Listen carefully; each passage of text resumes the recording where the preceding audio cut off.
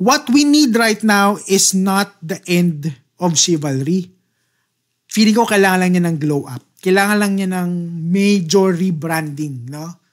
Parang Chivalry 2.0, ganyan. So, ito na i-imagine ko dyan, no? Sa Chivalry 2.0 na yan. Kumbaga parang gender neutral kindness. Hindi lang lalaki ang pwedeng tumayo. Diba? Pwede rin babae ang tumayo for another person. Pwedeng babae ang tumayo para sa isang lalaki. Hindi lang babae ang dapat bigyan ng consideration. Diba? Anyone can show courtesy, respect, and care regardless of gender. Diba? Mas magandang pakinggan yan, diba? Another thing that I can see for this new version of chivalry is yung consent-based action. Yan, ngayon nowadays, yan yung pinakasikat ba? Consent. You ask before assuming. Just because you want to help someone doesn't mean the other person wants it.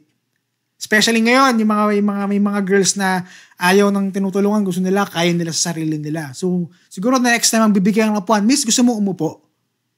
Tanong mo. Pag sabi niya, gusto ko umupo, edi bigay mo. Kung ayaw niya, edi go. At least you're on the same page. Diba? Walang nagbabangayan, chivalry is dead. Diba?